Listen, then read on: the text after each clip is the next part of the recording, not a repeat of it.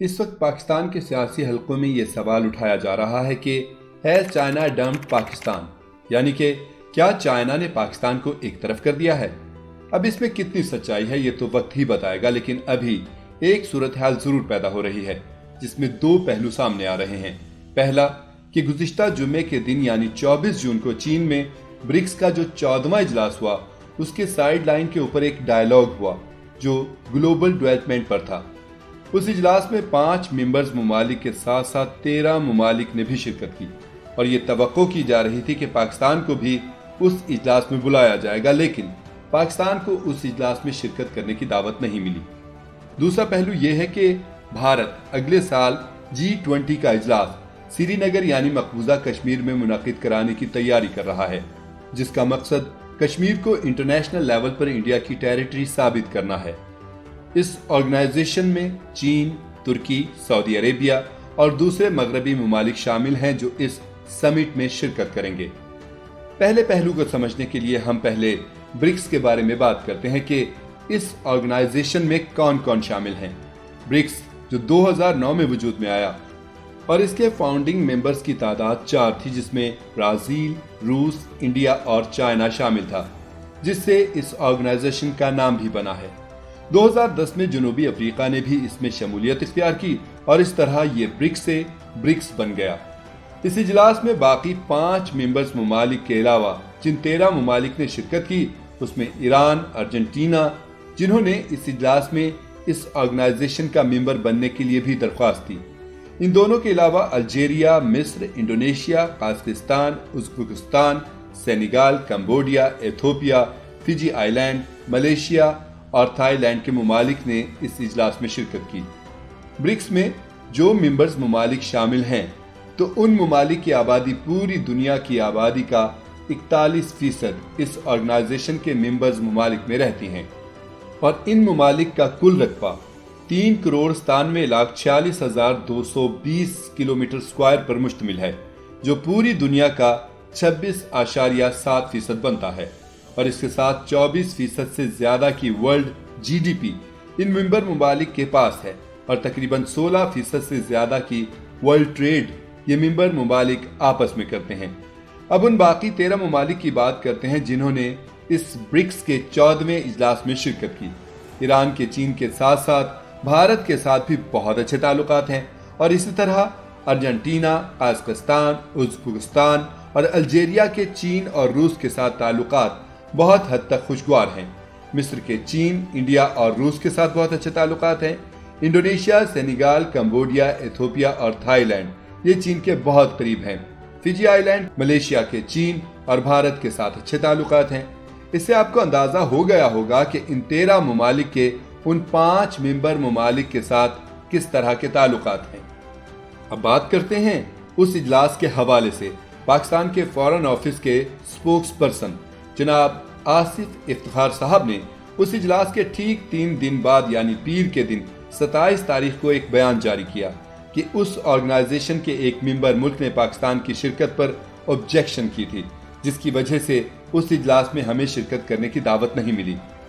آصف افتخار نے اس بیان میں اس ملک کا نام نہیں لیا، لیکن پھر بعد میں یہ بات منظر پر آ گئی کہ آبجیکشن کرنے والا ملک بھارت تھا، لیکن یہ آبجیکشن کا اختیار صرف اور صرف ایک ملک کے پاس نہیں تھا، بلکہ اس آبجیکشن کے پیچھے 2 مزید اور ممالک بھی شامل تھے جنہوں نے اس آبجیکشن میں انڈیا کا ساتھ دیا، اور وہ چین اور روس تھے، جس سے ایسا لگ رہا ہے کہ چائنا پاکستان کے معاملے میں اب کافی حساس ہو چکا ہے۔ اس صورتحال کو سمجھنے کے لیے ہم تھوڑا پاسٹ میں جانے کی کوشش کرتے ہیں، جب عمران خان نے 24 فروری 2022 کو اس وقت روس کا دورہ کیا جب روس بالکل تنہا تھا اور عمران خان پر امریکہ کی طرف سے پریشر تھا، تو ماسکو میں پاکستان کے سابق وزیر اعظم عمران خان اور روس کے پیوٹن سے جو ملاقات ہوئی، اور یہ ملاقات روس کے یوکرین پر حملہ کرنے کے بعد ہوئی، تو اس ملاقات میں صدر پیوٹن نے عمران خان کے لیے بہت ہی تاریخی جملے کہے۔ انہوں نے عمران خان کو کہا کہ You are a brave man. I had always admired you, but now I see you in totally different light. میں ہمیشہ آپ کو پسند کرتا تھا، لیکن اب میں آپ کو بالکل نئے زاویے سے دیکھ رہا ہوں۔ آپ کی جو قدر ہے وہ میری نظر میں اب بہت زیادہ بڑھ گئی ہے۔ اگر آپ یہاں نہ بھی آتے تو بھی میری طرف سے آپ کی عزت میں کمی نہیں ہوتی، کیونکہ آپ پر بہت پریشر تھا، لیکن آپ نے یہاں آ کر ہمارا دل جیت لیا۔ اور ساتھ میں یہ بھی کہا کہ We will do anything for you and your country۔ یہ وہ ابتدائی الفاظ تھے اس 3 گھنٹے سے زیادہ کی ملاقات کے۔ اس سے پہلے 4 فروری کو 2022 کو چائنیز انویسٹمنٹ فرمز نے ونٹر اولمپکس کے اوپننگ سیرمنی پر پاکستان اور دوسرے ممالک کو دعوت دی، جن میں روس، UAE، قازقستان، ازبکستان اور دوسرے ممالک شامل تھے۔ اس دورے پر بلانے کا مقصد چین کا اپنا اگلا لائحہ عمل تیار کرنا تھا، کیونکہ 5 ویسٹرن کنٹریز نے چین کے ونٹر اولمپکس کا بائیکاٹ کیا تھا اور چین اپنے قریبی اسٹریٹجک ممالک سے اور قریب ہونا چاہتا تھا۔ اس دورے کے دوران پاکستان کے سابق وزیر اعظم عمران خان کی چین کے صدر شی جی پنگ سے ملاقات ہوئی، اور اس ملاقات میں کریڈیبل سورس سے یہ پتا چلا کہ وہ ملاقات بہت ہی وارم اور اسٹریٹجک نیچر کی میٹنگ تھی۔ اس ملاقات میں بہت سے لانگ ٹرم پلان کی ڈسکشن ہوئی، اور اسی طرح صدر شی جن پنگ نے انڈیا کے حوالے سے بھی عمران خان کو اپنے تحفظات سے آگاہ کیا۔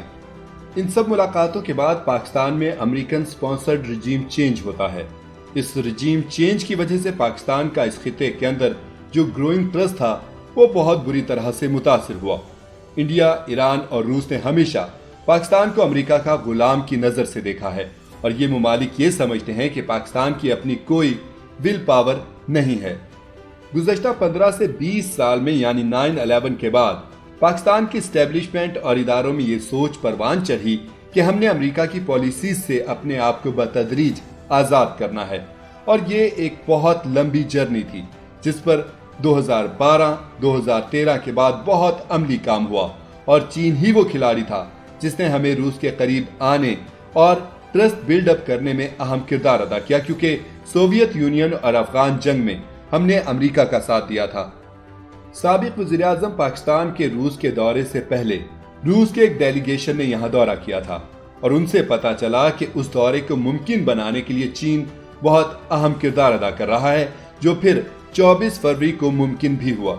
تو اب ان سب صورتحال کو اپنے سامنے لائیں اور سوچیں کہ اگر پاکستان میں یہ رجیم چینج نہ ہوتا تو کیا چین اور روس برکس کے اس اجلاس میں محض انڈیا کے کہنے پر پاکستان کو اجلاس میں نہ بلاتے؟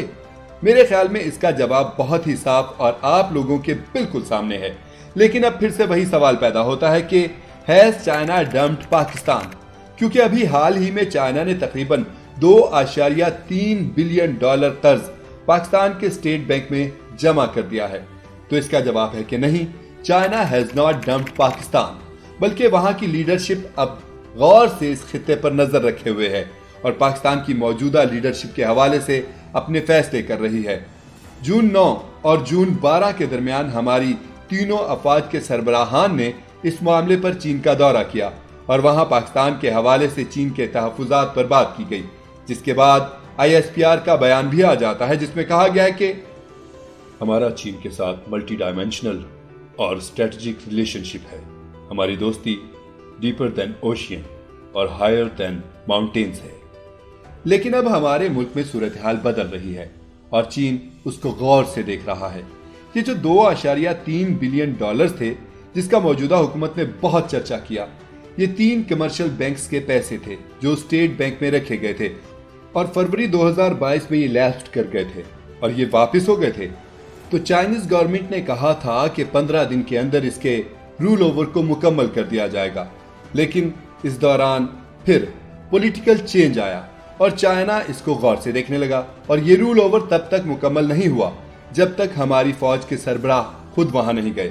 لیکن چائنا کے اسلام آباد کے سفارتی حلقوں کو یہ بات پتا ہے کہ پاکستان امریکہ کو یہ میسج دے رہا ہے کہ ہمارے چین کے ساتھ تعلق محض کمرشل سطح پر ہیں، اور چین کو کہہ رہا ہے کہ ہمارے آپ کے ساتھ اسٹریٹجک تعلقات ہیں۔ تو دنیا میں انٹرنیشنلی اس طرح کے جعلی تعلقات زیادہ دیر تک صحیح سمت میں نہیں چل پاتے۔ ان سب باتوں کا ہرگز یہ مطلب نہیں کہ چین یہاں کی پولیٹیکل لیڈرشپ کو دیکھ کر تعلقات میں مزید وسعت دیتا ہے، بلکہ اور اسٹیٹ کو فالو کرتا ہے کہ اسٹیٹ کس جانب جا رہا ہے۔ کیونکہ ماضی میں ہمارے ملک کی پولیٹکس میں اس طرح کے بہت سے واقعات ہوئے ہیں جس میں پولیٹیکل لیڈرشپ کو تبدیل کیا جا چکا ہوتا ہے، लेकिन चीन ने हमेशा स्टेट के साथ ताल्लुकात को देखा और इंडिया, ईरान और रूस की तरह हमें अमेरिका का पपेट नहीं कहा। लेकिन अभी हमारे स्टेट के जो हालात हैं, इस पर चीन बहुत हद तक पशेमान नजर आ रहा है। इसके साथ साथ चीन को एक पाकिस्तान के हवाले से और भी मसले पर तशवीश है कि यहाँ पाकिस्तान में उनके बाशिंदों को सही सिक्योरिटी और हिफाजती इक़दाम फराहम नहीं किए जाते, जिसकी इस खित्ते में ताल्लुकात की बेहतरी के लिए बहुत हद तक जरूरत है। अब आते हैं दूसरे पहलू की जानिब कि G20 का जो समिट अगले साल मकबूजा कश्मीर में मुनक़िद होगा, उस समिट में वेस्टर्न मुमालिक तो शिरकत करेंगे, लेकिन इसके साथ साथ सऊदी अरब, तुर्की और चीन भी उस कॉन्फ्रेंस में शिरकत करेंगे।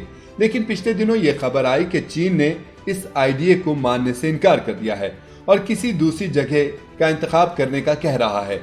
अब इसमें कितनी सच्चाई और सदाकत है, ये अब 2023 में ही पता चलेगा। अगर ये समिट मकबूजा कश्मीर में मुनक़िद हो जाता है और चीन के साथ साथ तुर्की और सऊदी अरब भी उसमें शिरकत करते हैं, तो इसका साफ साफ मतलब यही है कि कश्मीर के ऊपर हमारा जो अपना बयानिया था, उसको अमली जामा पहनाने में हम कामयाब ना हो सके। और हमें ये हकीकत तस्लीम करनी चाहिए, क्योंकि हमारे मुल्क के स्पोक्स पर्सन से जब भी इस बारे में सवाल किया जाता है तो वही पुराने रवायती जवाबात होते हैं और अमली जामा ना पहनाने की वजह से नतीजा हमारे सामने है। तो अब सवाल ये पैदा होता है कि किसका वियन था जो नाकाम हुआ, कौन था जो अपने वियन में नाकाम हुआ। इन सवालों के जवाब आप बखूबी जानते हैं। आप लोगों को ये बात ज़हन नशीन कर लेनी चाहिए कि जब एक जिस्म में वाइटल ऑर्गन काम करना छोड़ दे, तो बिल्कुल उसी तरह जब किसी मुल्क के इंटरनल पॉलिटिक्स अपनी सही समत में ना जा रही हो और हर इदारा अपने काम को सही तरीके से सरअंजाम ना दे रहा हो, तो ऐसा मुल्क इंटरनेशनली अपने ट्रस्ट को बिल्ड करने से कासिर रहता है। हमारे मुल्क की बेहतरी इसी में है कि इलेक्शन हो और पॉलिटिकल पार्टीज एक मजबूत मेजॉरिटी के साथ अवाम की ताकत के बलबूते पर हुकूमत बनाए, तो तभी हमारा मुल्क तरक्की की राह पर गामजन हो सकता है। उम्मीद है आपको हमारी ये वीडियो पसंद आई होगी। अगली वीडियो में एक अलग टॉपिक के साथ आप लोगों से मुलाकात होगी। तब तक के लिए हमें इजाजत दीजिए। अल्लाह हाफिज।